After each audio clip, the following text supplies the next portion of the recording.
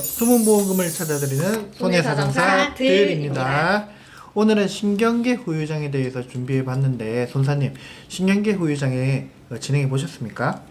네, 신경계 후유장의 여러 케이스를 다양하게 다뤄봤는데요.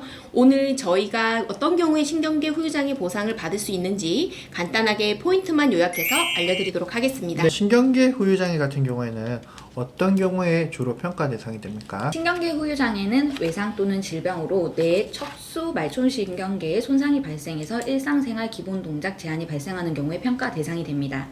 쉽게 케이스로 설명을 드리면 질병으로 뇌졸중 진단을 받으신 분들 또는 넘어지면서 외상성 뇌출혈 진단을 받으신 분들 중에 완전마비 또는 편마비가 오는 경우도 해당이 되고요. 낙상이나 추락을 하면서 신경손상이 발생해서 마비가 온 경우도 가장 많이 진행하는 유형입니다. 그럼 장애 판정 기준은 어떻게 될까요? 약관에서 규정하고 있는 일상생활 기본 동작 제한 ADLS라고 하는데요. 이 장애평가표의 5가지 기본 동작 중 하나 이상의 동작에 제한이 있어야 합니다. 어떤 기본 동작이 제한이 되어야 되죠? 네, 쉽게 일상생활에 있어서 반드시 필요한 동작이라고 생각하시면 되는데요. 첫 번째는 이동 동작, 두 번째는 음식물 섭취, 세 번째는 배변 배뇨, 네 번째는 목욕, 다섯 번째는 옷 입고 벗기입니다. 그럼 구체적으로 어떤 식으로 평가가 되는지도 한번 설명 부탁드리겠습니다. 네, 각 동작별로 제한 정도에 따른 지급률이 세부적으로 나뉩니다.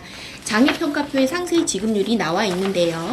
예를 들어서 다른 사람의 계속적인 도움 없이는 샤워 또는 목욕을 할 수 없는 상태에 해당이 되신다면 10% 정도고, 수저 사용이 불가능하여 다른 사람의 도움 없이는 식사를 전혀 할 수 없는 상태라면 15%, 이런 식으로 구분되어 있습니다. 그럼 각 제한되는 동작마다 그 장애 진단율이 있지 않겠습니까? 그게 다 합산해서 우리가 보상받을 수 있는 거죠? 네, 합산해서 그 보상이 가능한데요. 하지만 주의하셔야 될 점이 한 가지 있습니다. 최소 합산 지급률이 10% 미만인 경우에는 보장 대상이 되는 장애로 인정되지 않습니다. 그럼 다른 사항에 대해서 주의할 점은 없을까요? 네, 있습니다.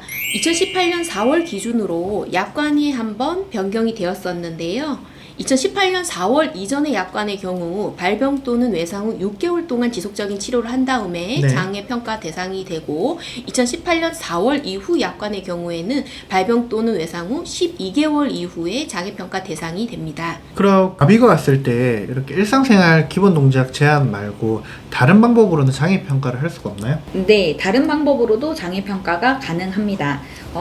다른 신체 부위에 운동장애나 아니면 다른 평가 방법으로도 적용이 가능한 경우는 적용을 할 수 있는데요. 특히 편마비이신 분들은 각각 운동장애로 평가를 해서 80% 이상의 장애도 나오기 때문에 이 부분도 꼭 챙기셔야 되는 부분입니다. 네, 저희가 오늘 신경계 장애에 대해서 지금 알아보고 있는데, 실제로 진행했던 신경계 후유장애의 경우 대부분 완전마비 또는 편마비 환자분들이 굉장히 많기 때문에 실제로 보험금이 지급되는 지급률이 상당히 높습니다. 이런 경우는 일반 후유장애 또는 고도 후유장애도 해당되기 때문에 보상금액이 고액입니다. 그리고 상품에 따라서는 연금형으로도 이렇게 지급되는 경우가 있기 때문에 해당하시는 분들은 가지고 계신 보험증권을 꼼꼼하게 한번 살펴보셔야 될 것 같습니다. 관련해서 문의사항 있으시면은 아래 전화번호나 카카오톡으로 연락 주시면은 손해사정사들에서 친절하게 안내 도와드리도록 하겠습니다. 오늘도 시청해 주셔서 감사합니다.